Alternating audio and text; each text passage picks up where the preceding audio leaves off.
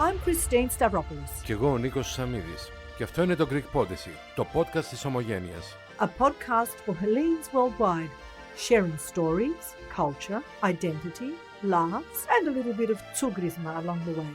Γιατί μπορεί να φύγαμε από την Ελλάδα, αλλά η Ελλάδα δεν έφυγε ποτέ από μας. Welcome back to another episode of the Greek Podyssey. Ladies first. Hello, everyone. Welcome to another episode of the Greek Podyssey. We've got a topic that everybody can relate. Well, I think it never changes, no matter how many generations pass.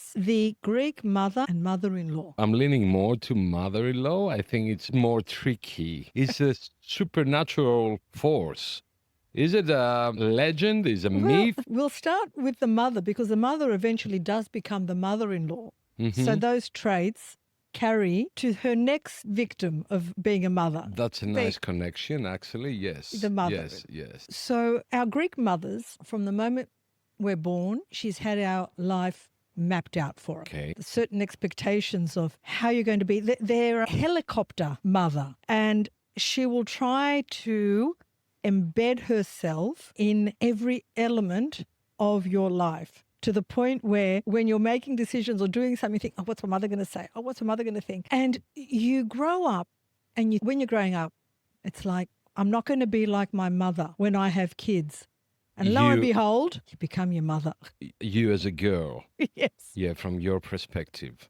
Yes. No, that's true. That's true. And it's mothers that have very strong opinion. The Greek mothers. Okay? Yes. So the Greek mothers have a very strong opinion. As you said, they map your life from the first seconds of your life and try to guide you and shape you. Mold you, yes. Mold you, shape you in these guidelines of hers. But it's the two different aspects, two sides, I think, for the mothers. The one is the Greek mothers are very caring.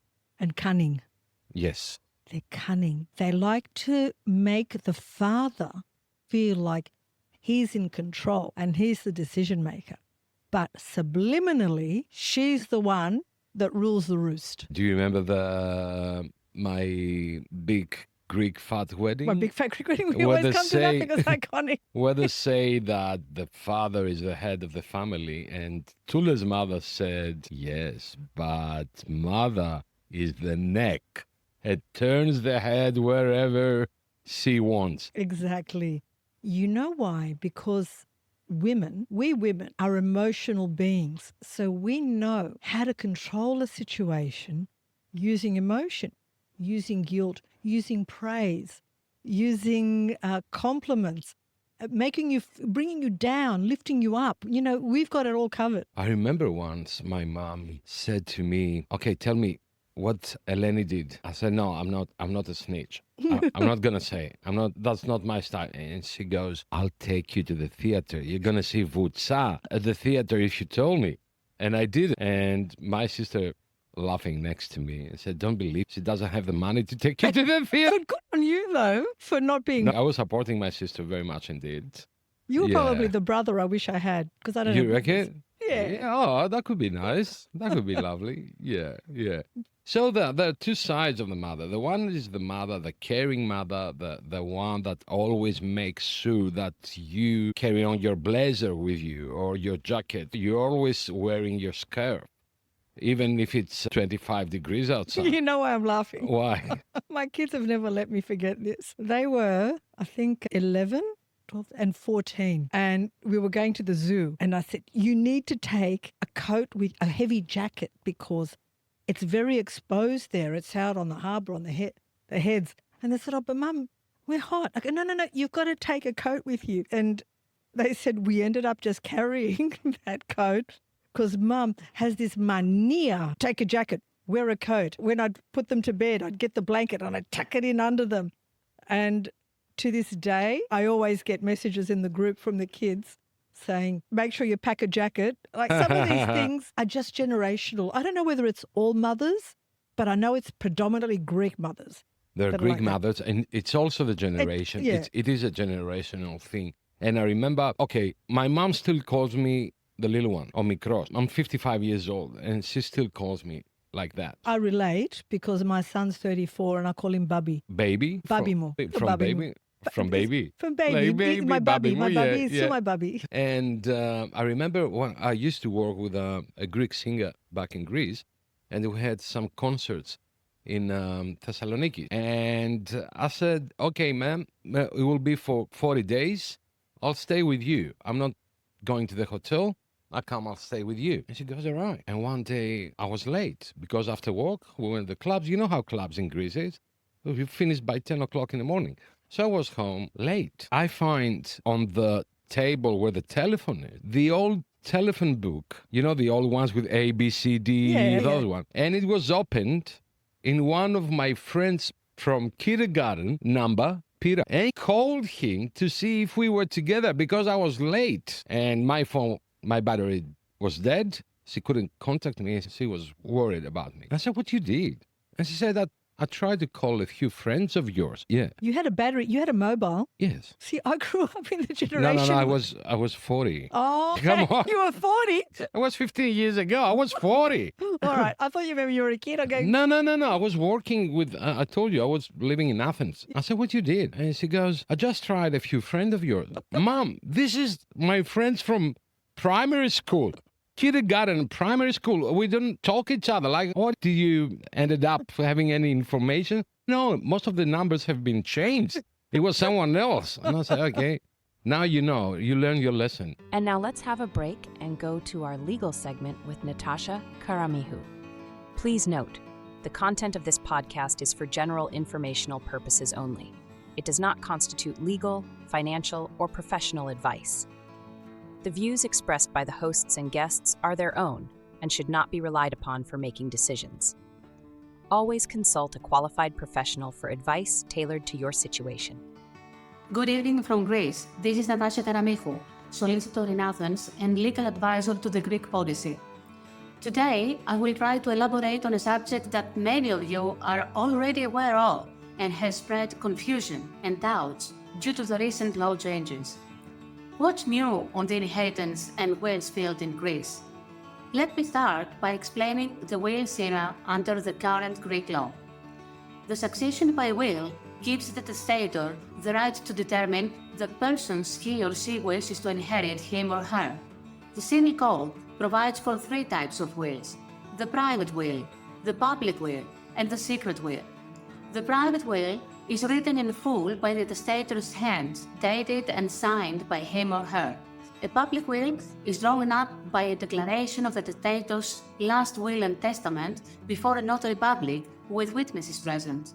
For the drawing up of a secret will, the testator shall, in the presence of witnesses, hand over to the notary public a document stating orally that this document contains his or her last will and testament.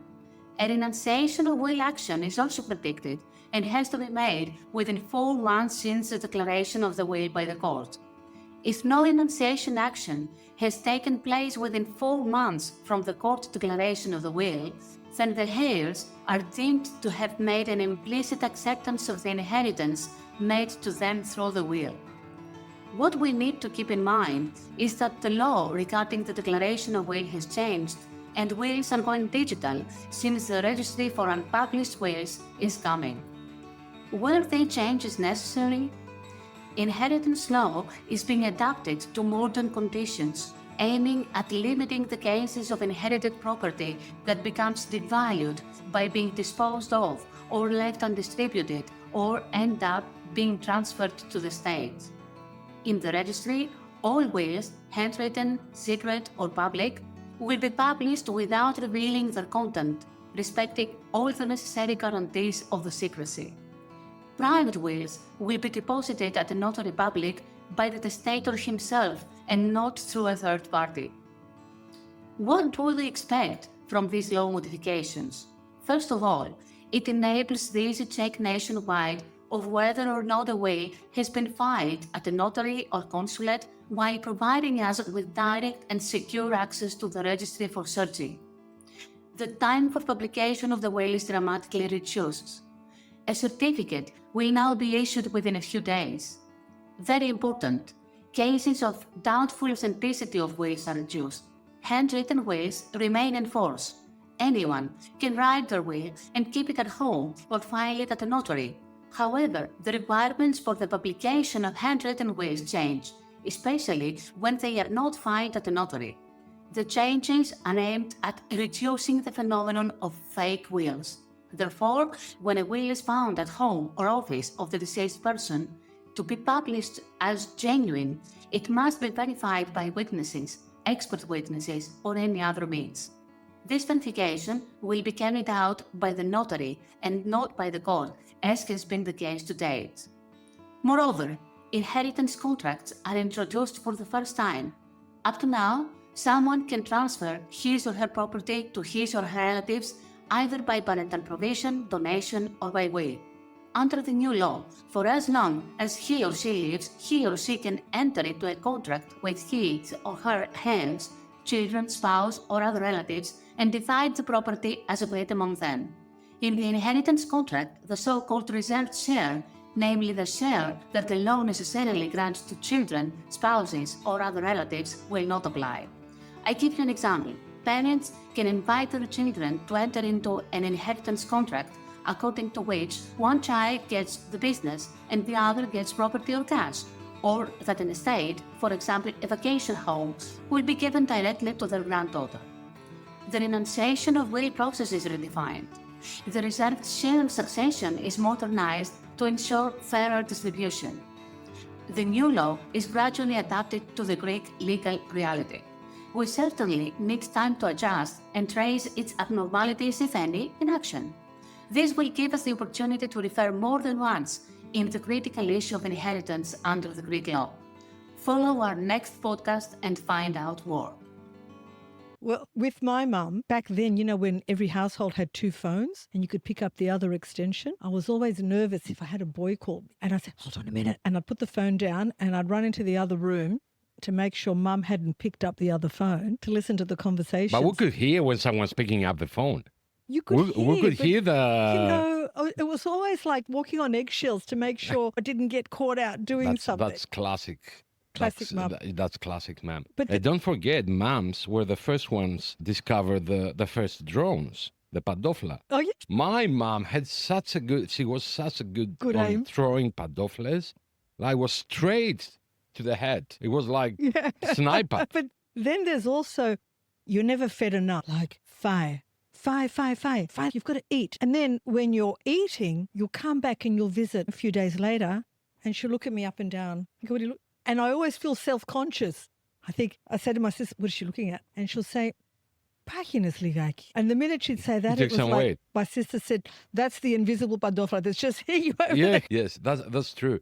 My mom, because she was born in 1940, actually the day that the Metaxa said the Ochi, 28th of October of 1940, that's how lucky she is. And they went through wars, poverty, starvation.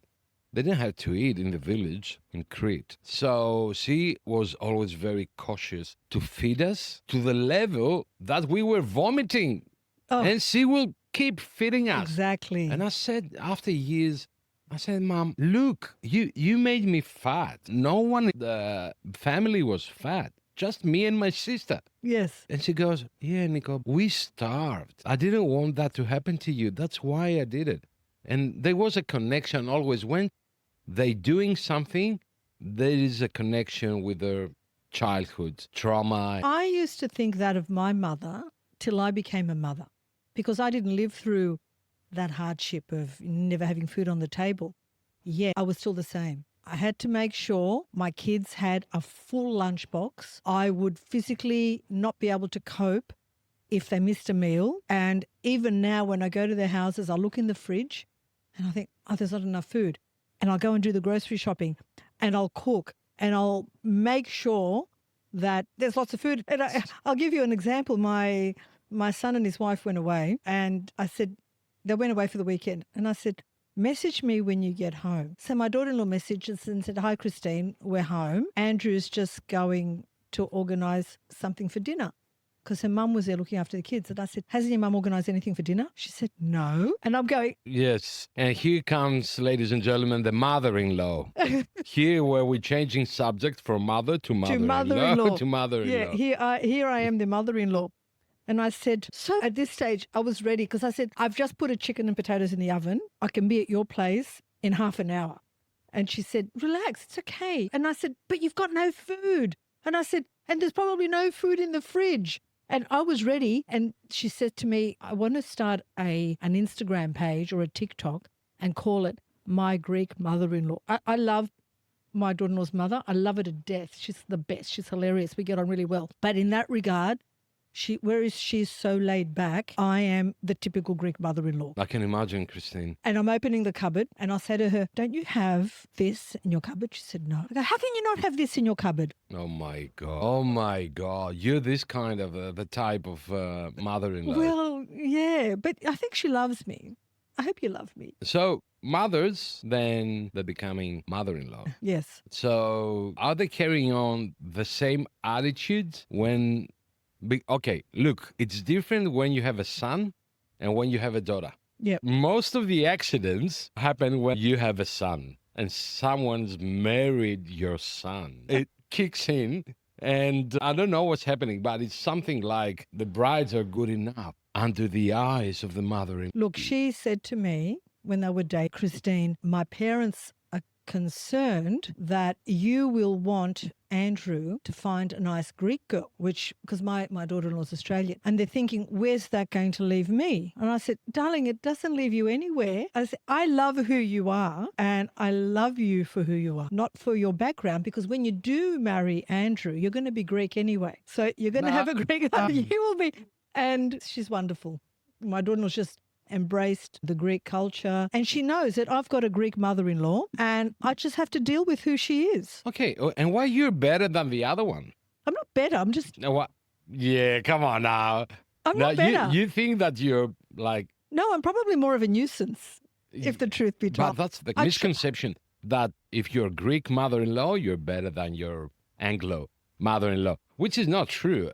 Because I like the laid-back style as well. I try to be more like her. Yes, because you have to be a bit laid back. Just give a space to the couple. Don't get involved. I don't get involved. No, I'm not talking about you.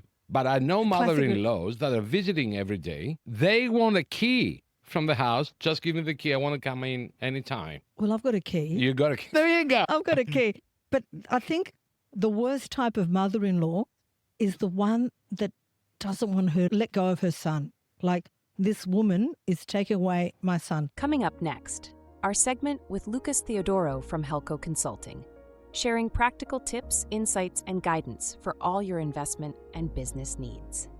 Hi everyone, welcome back to another episode of the Greek Podyssey, where we discuss all things business in Greece and investment.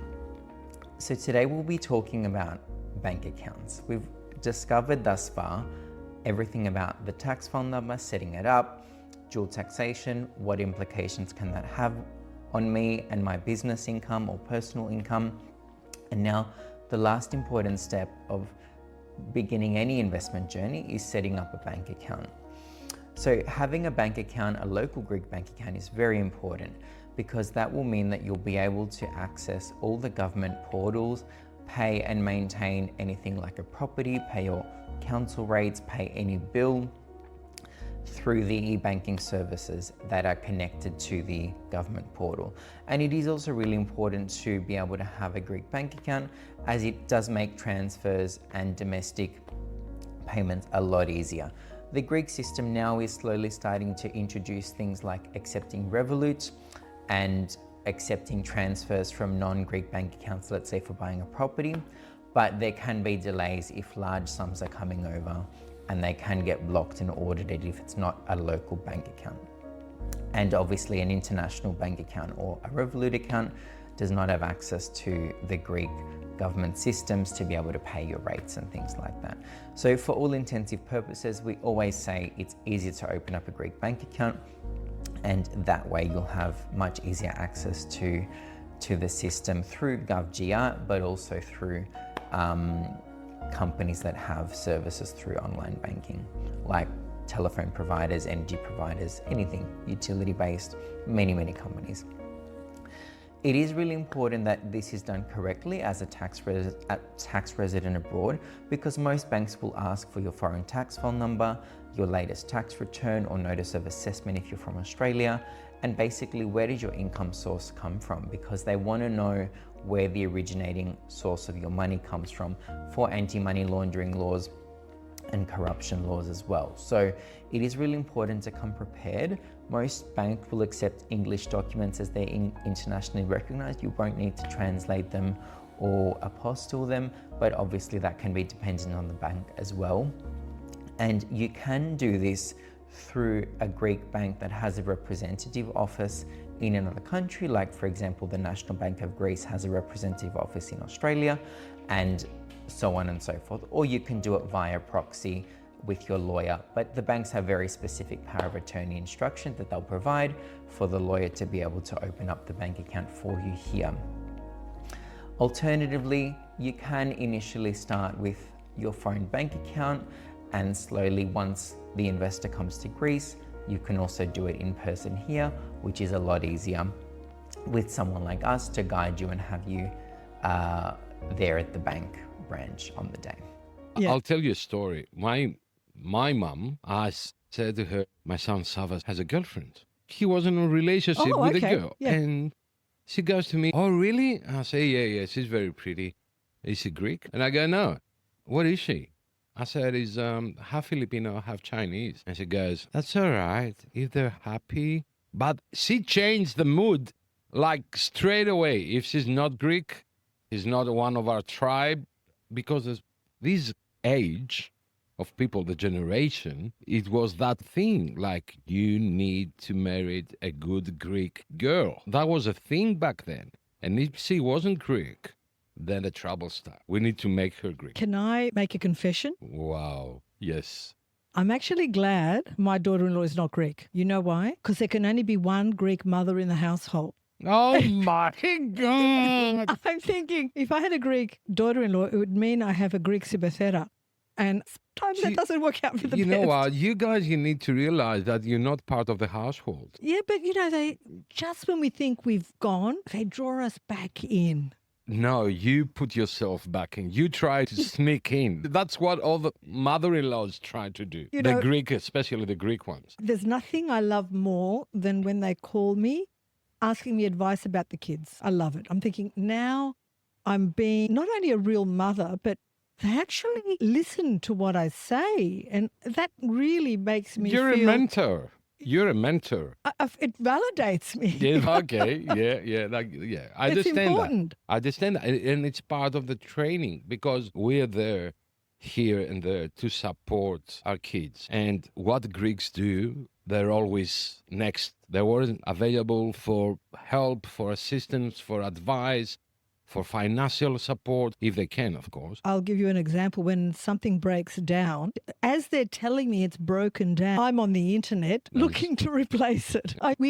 Greek mothers, we have this inner need to make sure that our kids don't want for anything, emotional, material, as much as we can provide it, sustenance, emotional support. It's just an inbuilt, innate behavior for us to be helicopter parents. I know couples being destroyed by the mother-in-law.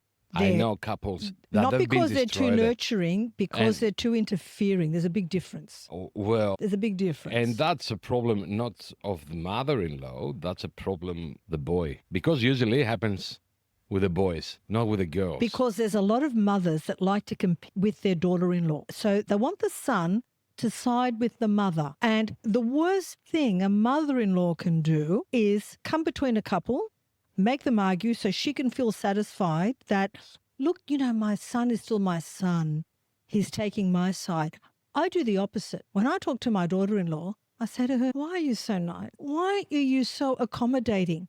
I still want him home at a certain time, so she's not home. And I said, I'm going to ring him up now and I'm going to tell him to come home if he's at a work function or something. She goes, no, don't do that. He works really hard. How old is your son? He's 34. And you're going to call him to say to him, to come back home. I'm the mother-in-law that always sides with her daughter-in-law. And I think when it's the reverse, that's when you have a problematic mother-in-law. The one that can't let go of her son and pits herself up against her daughter-in-law, wants to be the cook, the better, this, and gets some sort of sick satisfaction of knowing I got my son to side with me against his wife.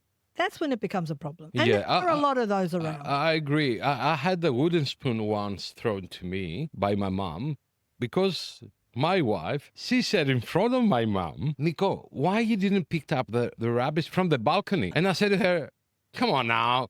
And then the wooden spoon, it was like the drone 2.1, came straight to my head and said, don't you ever talk like that to your wife? I said, what I said? I said, okay, just take out the rubbish. Oh my God. Yeah, that's why. On the other hand, my mother-in-law, she's very laid back. She's young. She's not in the age of my mother.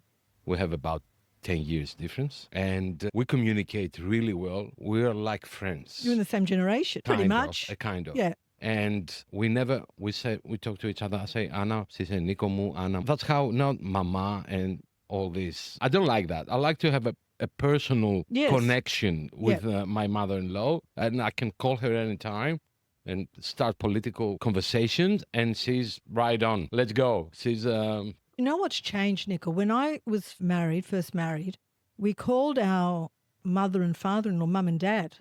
Yes. Still my wife calls my mom. Yeah, no. My daughter-in-law calls me Christine, and I like it that way. Oh, I love it. Yes, of course. I like it. It's not like the typical, why? It's not your mom. It's your mother-in-law. And she has a name. I like that. It's more personal, attractive to me. When we look at mothers in ancient times, women weren't able to vote. They weren't able to compete in Olympic Games or do a lot of things in ancient Greece. But they wielded a lot of influence behind kings, behind characters in mythology. There was always that woman that wielded the influence. Don't forget, here was the first powerful woman, and then after that, all the goddess like Aphrodite, blah, blah. Back then, they had no rights, the same rights. But a lot of influence. So that hasn't changed throughout millennium. Still, they have the rights now. Yes. And that's a correct way to do it. I remember my daughter when she was in year 8, and I'm thinking, she tells me, and I don't know whether I should laugh or feel really bad, when kids are at school, sometimes I want to skip a class. Yeah. And her girlfriend said, Amanda, let's skip the last 2 periods and we'll go to a movie. And Amanda said, no way, you don't know. My mother's Greek and my mother's had me microchipped, and I don't know how, but she will find out. And I don't want the consequences of that. Like, I was always foremost in her mind, what's a mother going to think? And which is exactly the same as what I was when I had my mum growing up. We teach my son, whenever he wants to skip school, just to say it. I want to skip school. Yes, okay? You have this right not to go at school. What do you want to do? You want to stay home, or you want to do something to relax your brain from all this mess? And he kept it like that. He said, I don't want to go to school. You can stay here. Yeah. That's all right. But what makes the mother-in-law, the Greek mother-in-law, dangerous in a humoristic way? How many mother-in-law jokes float around, and how many of us fit into that category of the mother-in-law joke? Yes. Okay, let me rephrase. What makes a mother-in-law, the Greek mother-in-law, different than the others? Not only dangerous, different. I think because they can't let go of their kids completely. That's a Greek thing. It's not only a Greek thing. I think it's a European, all these Balkan, Mediterranean. Italians are the same. Lebanese are the same. Yeah. And then I look at my friends, my Australian friends, it's almost like as soon as they were 18, that was it. Some of them had to pay rent. That for us was mortifying. Pay rent to live at home with your parents? Are you serious? Yeah. That would never, ever be even considered. Not only it's that. It's gross, isn't it? Well, it's just not in our culture. And I know a lot of them would put that money away for their kids and hopefully give it back to them. Yeah. But that's just not even a consideration for a Greek mother or mother-in-law. My son says, can I move out? I want to move out. And I said to him, yeah, of course you can do it. Just take a pen and paper and calculate how much money you're going to spend during the year and then have a second thought about it. And if you want to do it, you can do it. But I'm telling you that this money that you're going to spend are money that you're going to save for your PhD in Europe, for example. So he had a second thought. I said, yeah, Dad, you're right. Now we were talking with my wife, and I said, today actually, I said, well, what do you think if Savas moved to Europe for his PhD and all that? What are we going to do? And she says, well, we'll follow. Maybe not like in the long term, we'll follow because we want to be close to him, not to control him. And I say, how you see our lives the years after? And she goes, it depends of him. Yes. So are our lives dependent from our kids? If you have your kids in Greece, you will be here or in Greece. Look, I've often said my roots here because my kids are here. If they weren't here, I would live in Athens. Yeah. I've lived all my life in Australia. I would look at reconnecting to my Hellenic roots living in Greece. Australia is always going to be my country. I was born here, but I think I would live in Greece. It's my kids. We connected to our family unit with our kids. But they're grown up.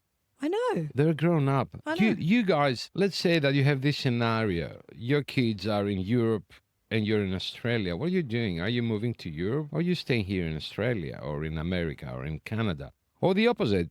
If your kids staying here in Australia, in America, or in Canada, are you moving back to Greece permanently? Can you do that? I think there is a thin line that you can follow.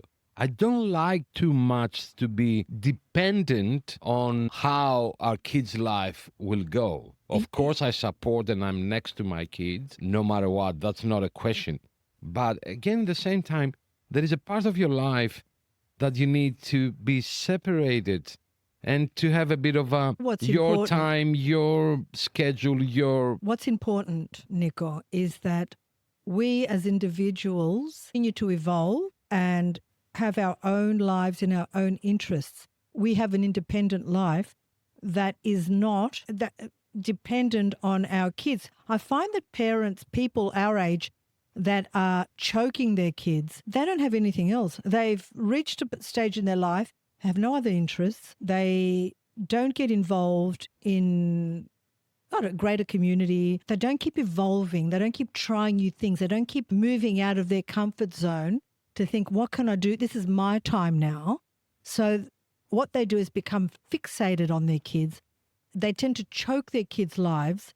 And I think that's when you have problems, both for the parents that can't let go and for the couple that can't breathe. This is the joke. They say that Jesus was Greek because he stayed with his mom till he's 30. He calling her Panagia. Yes, no, I actually read something the other day that said Jesus spoke Greek. So it possibly was.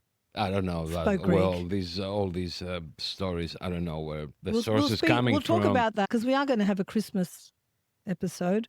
And yeah, no, 100%. Absolutely. So for me, you see now we went to family. Yes. We extended the conversation to the Greek family, how the parents support or what's their attitude when it comes to their kids.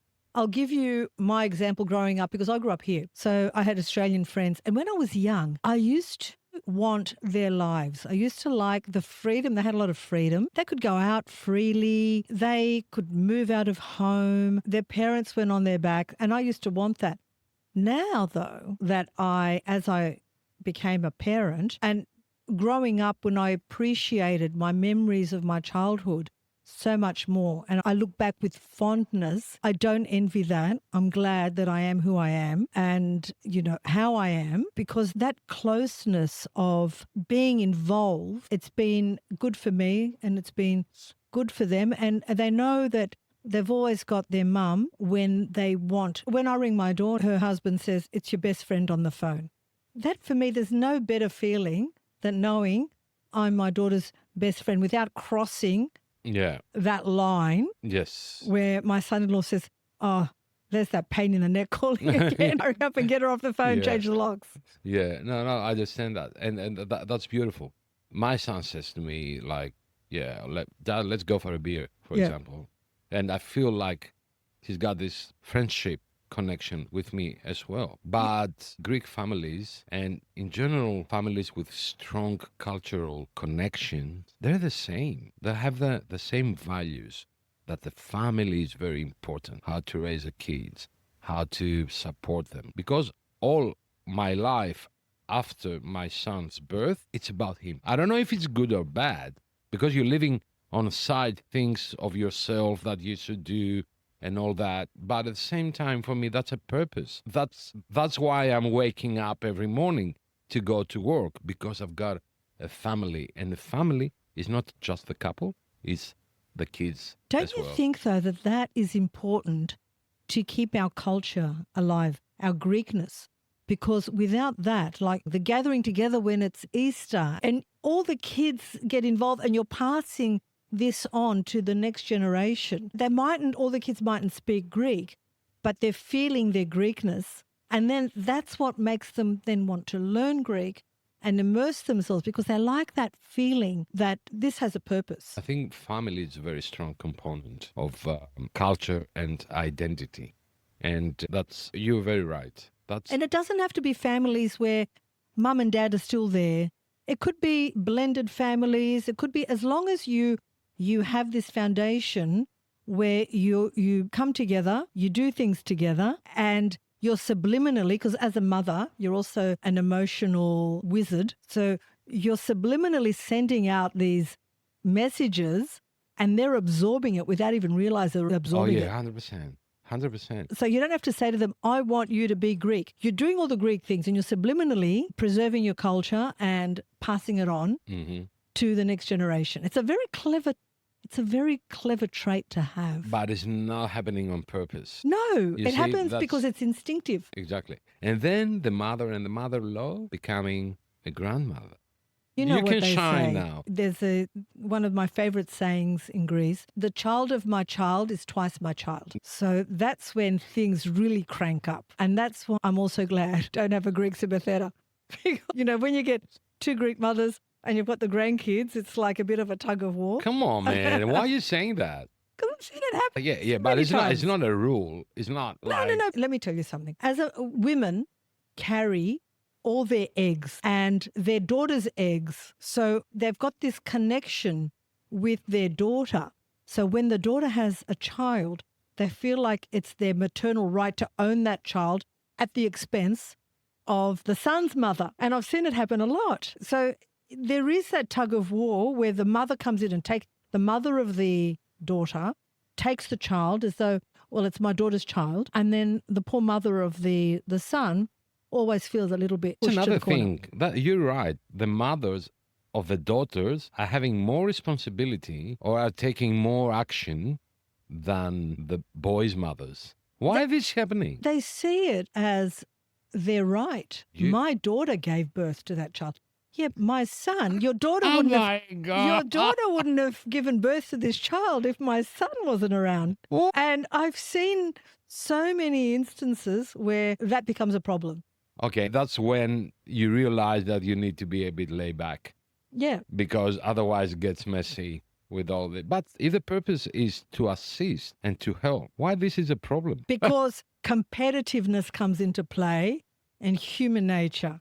And that's never going to change. Yeah, that's... And Greek women are predominantly dominant and controlling. And it's really hard for them to be able to have the foresight and the instinct to think, oh, I've got to pull back a little bit and give the respect that is owing to her as the mother of the son and the other grandmother. We would love to hear funny stories for your mother-in-laws. Please, if you have any funny stories to share, Yes. that would be lovely. If anything we've said resonates with you, please share. That would be lovely, because there are many funny stories out there. Look, it's an endless pit. And we will get some young girls on the podcast so they can tell us their experience, particularly girls that aren't Greek, what it's like to be thrown into a Greek family. Thrown into a Greek family. The loudness, the sometimes when I talk to my son, my daughter-in-law says, why are you yelling at each other? And I look at her, I go, we're just talking, we're not yelling. Standard. That's standard. Yeah. I know. No, people knocking at our door saying, "Look, you guys are right. Why are you fighting?" No, we don't fight. We're just talking. We're just talking politics. Yeah, exactly. Or just anything really. So, it's an endless subject. There's so many stories. Why aren't there as many stories about fathers, though? You know why? Because the mother is Be the careful. centrifugal force within the family. And the father is made to feel like he's the boss of the household or he's the chief of the household. But we Fathers. all know who really is. I think fathers are the laborers of the house. The administration is the mother's administration. When I was working in marketing with an airline, statistics show that the key decision maker when it comes to purchases is the mother. That's why a lot of commercials and campaigns is focused on the decision maker, which is the woman. Yeah, because of financial budgeting and all the... Well, it's like whatever. everything. You want to buy a lounge, you're going to ask the woman of the house. You buy a car, you're going to take your wife along and you're going to say, what do you think of this car, darling? Does this appeal to you? So when you're putting a menu together, food, it's like, oh, this is the menu I'm going to put together for Christmas. So, I'm in that situation now. We're having Christmas at my daughter-in-law's house. And I'm really struggling because the kids want to put together their own menu. And I'm thinking, I'm going to do the cooking and I'm going to do the menu. That's just me. Oh my God. Think about it. When you go on a holiday, You're hilarious, you know that. Who decides usually where the holiday is going to be? It's the mother. What? Are you serious? Absolutely. Okay. Absolutely. I'm in the wrong family The women then. decide. No, Many no, times, no. oh, whatever my wife decides or whatever. And No, marketers no, and no. advertisers pick up on that. So they're the target audience. Nah. Yeah, okay. That's funny. I think it's a common decision. You can't say that my mother said. Look, she influences it and she'll know how to influence to get the outcome that she wants. I'll tell you a story now. I was begging my wife, I'm still begging my wife for 3 ceiling fans. Yes. Hey, yeah, we're going to do it. We're going to do it. I said, come on, the summer is coming. The air conditioning is not enough for all the apartment. At least can we put some cheap ceiling fans? And she goes, yeah. Oh, don't worry, we're going to sort it out. I said, okay. Because financial, she's the chief.